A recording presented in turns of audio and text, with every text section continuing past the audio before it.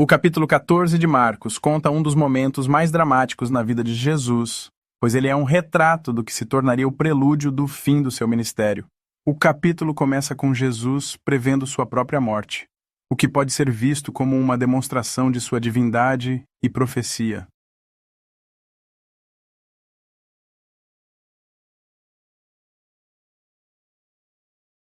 Evangelho segundo Marcos.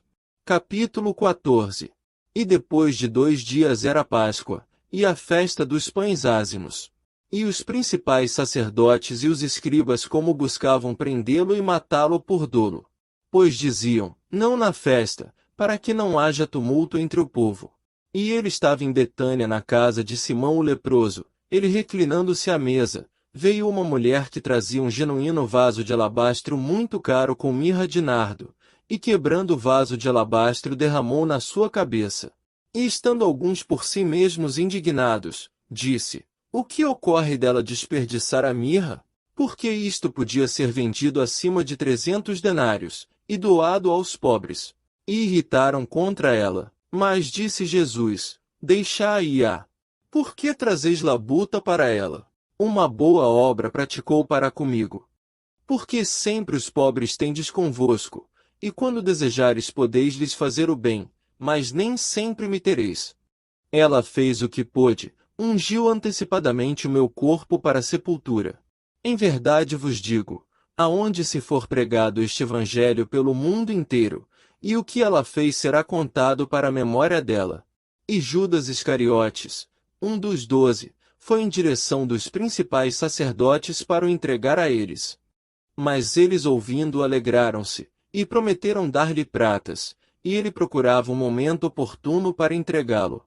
E no primeiro dia dos pães ázimos, quando imolavam a Páscoa, disseram-lhe os seus discípulos, onde queres que vamos e prepararemos para comerdes a Páscoa? E enviou 2 dos seus discípulos, e disse-lhes, ide até a cidade, e vós encontrareis um homem carregando um cântaro de água, segue-o, e se onde ele entrar, dizei ao déspota da casa que, o mestre diz, onde é a acomodação, aonde comerei a Páscoa com os meus discípulos?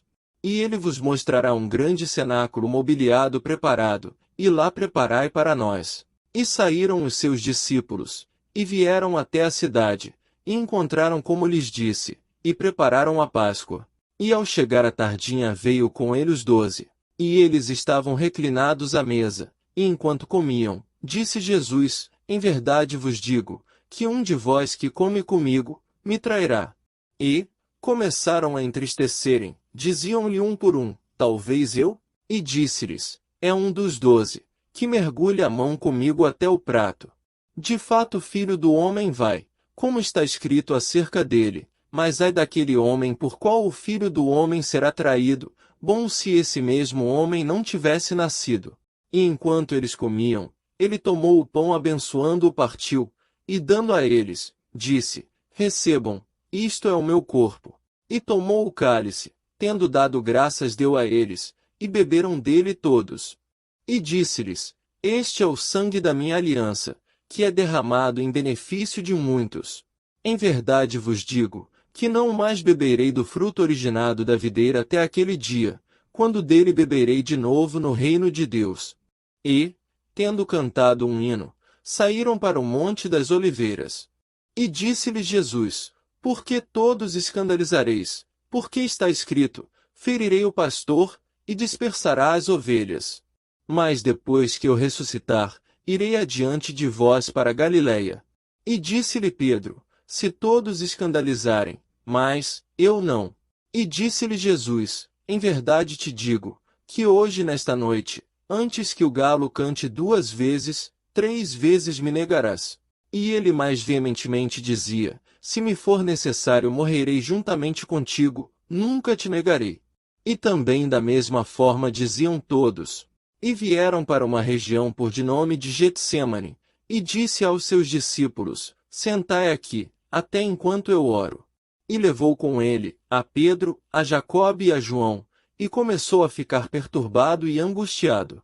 E disse-lhes, triste está a minha alma até a morte, ficai aqui e sejais vigilantes. E avançando um pouco, Prostrou-se sobre a terra, e orava para que se fosse possível passar dele aquela hora. E dizia: Abba Pai, todas as coisas te são possíveis, afasta de mim este cálice. Contudo, não seja o que eu quero, mas o que tu queres. E voltando, os encontrou dormindo, e disse a Pedro: Simão, dormes? Não fostes fortes para vigiar nem uma hora? Vigiai e orai, para que não entreis em tentação. De fato o espírito está disposto, mas a carne é fraca. E tendo saído, orou novamente dizendo as mesmas palavras. E voltando novamente os achou dormindo, porque os seus olhos estavam sobrecarregados, e não sabiam o que lhe responder. E veio pela terceira vez, e disse-lhes: Dormi e descansai o restante, é o suficiente. Eis que chegou a hora, em que o Filho do Homem será entregue nas mãos dos pecadores. Levantem-se, precisamos ir, eis que chegou aquele que me entregará. E logo, falando ele ainda, chegou Judas, sendo um dos 12, e com ele uma muitíssima multidão com espadas e varapaus, vinda da parte dos principais sacerdotes, e dos escribas e dos anciãos. Mas aquele que o entregou, com um aceno, lhes disse: O qual eu beijar, é este, agarre-o, e levai-o à força seguramente. E vindo, logo aproximando-se dele, disse: Rabi, Rabi, e o beijou. E eles lançaram as suas mãos sobre ele, e o seguraram. Mas um certo alguém dos que participavam ali, desembainhou da espada golpeando o servo do sumo sacerdote, e separando a sua orelha. E Jesus respondendo, disse-lhes: Saístes para capturar-me com espadas e varapaus como se estivesse contra um saqueador? A cada dia eu estava junto de vós, ensinando no templo, e não me prendeste, mas para se cumprir as Escrituras. E deixando, fugiram todos. E seguiam um certo jovem, envolto sobre o seu corpo num lençol de linho fino, e eles o agarraram. Mas ele, deixando o lençol, fugiu nu. E conduziram Jesus para o sumo sacerdote, e o mesmo reuniu a todos os principais sacerdotes, e os anciãos, e os escribas. E Pedro seguiu de longe até dentro do pátio do sumo sacerdote, e estava sentado com os subordinados, e se aquecia com a luz da lareira. E os principais sacerdotes, e o sinédrio inteiro procuravam contra Jesus um testemunho para matá-lo, e não o encontravam. Pois muitos dos que testemunharam contra ele, também os testemunhos não eram coerentes. E levantaram-se alguns que testemunharam falsamente contra ele, dizendo: Porque nós ouvimos ele dizendo, que eu derrubarei a este templo feito por mãos humanas, e em 3 dias, construirei outro não feito por mãos humanas. E nem assim eram coerente o testemunho deles. E levantou-se o sumo sacerdote no meio, perguntou a Jesus dizendo: Não respondes nada? O que estes testemunham contra ti?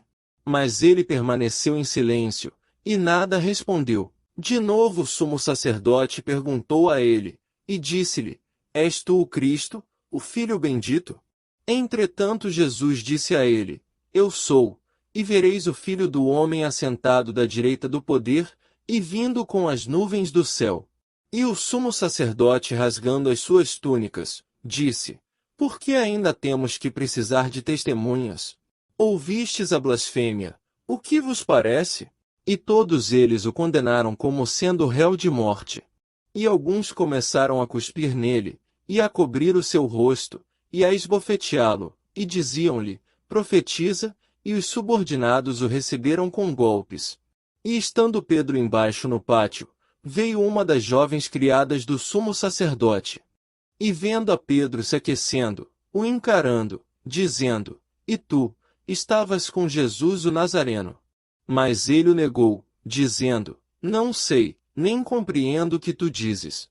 E saiu para fora do pórtico.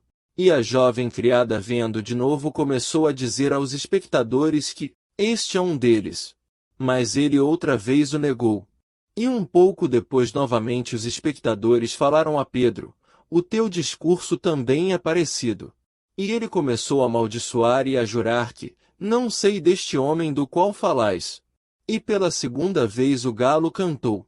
E lembrou-se Pedro da palavra de como Jesus lhe disse: Antes que o galo cante 2 vezes, 3 vezes me negarás. E deitando-se chorou.